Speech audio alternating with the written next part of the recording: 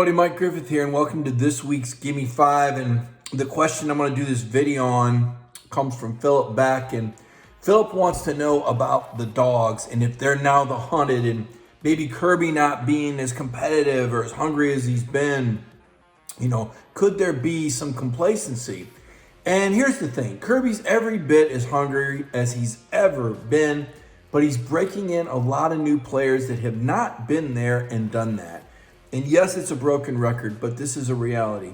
Georgia lost 15 players to the NFL draft. They lost 13 more in the transfer portal, guys that would make up very valuable pieces in terms of their depth and experience. 4 of those guys in the portal were starters. Think about this. Only one program in the last 25 years has won back-to-back championships. That's Alabama, 2011, 2012, and Kirby Smart was there.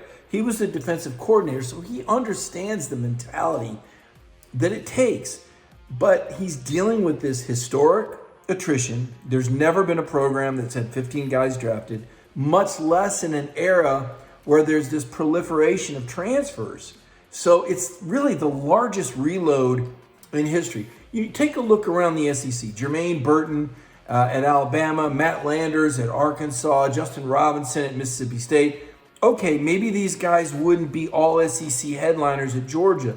But when you look at the injuries at the position with A.D. Mitchell going down and Ladd McConkey being slowed by that foot injury, having experienced depth like that would make a difference. We saw how Missouri pressed Georgia on the perimeter in that last game, that 26-22 game. You put a guy like a Justin Robinson out there, or a Matt Landers, or a quick guy like Burton who's quick off the line. They can't do that. Part of the reason that game plan works is because Georgia doesn't have championship depth at the receiver position. We saw that happen to Alabama in the national championship game. Without Jameson Williams and Mechie, their receiving core wasn't the same.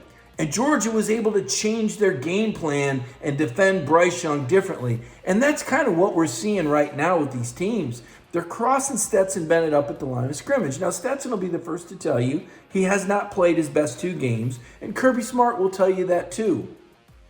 But a lot of that revolves around the pieces that are around him. When Stetson got open receivers, he hits them. When he's got plenty of protection because teams aren't blitzing, he finds receivers open and he makes the passes. Think about this when we compare this year's team to last year's. Last year's team lost a Heisman Trophy candidate, preseason Heisman candidate in JT Daniels, plugged in Stetson, a 5th-year senior with experience. Boom, don't miss a beat. On defense, they lose Adam Anderson, team leader in sacks. Boom, Robert Beal, 5th-year senior. Don't miss a beat. The good news is this: Georgia's schedule is backloaded.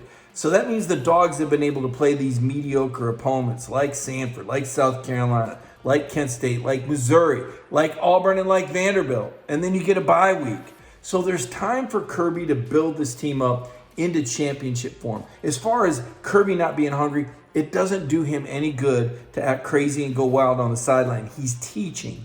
And right now, Kirby Smart needs to show composure because he has a young team, and the head coach needs to stay poised because they feed off of him.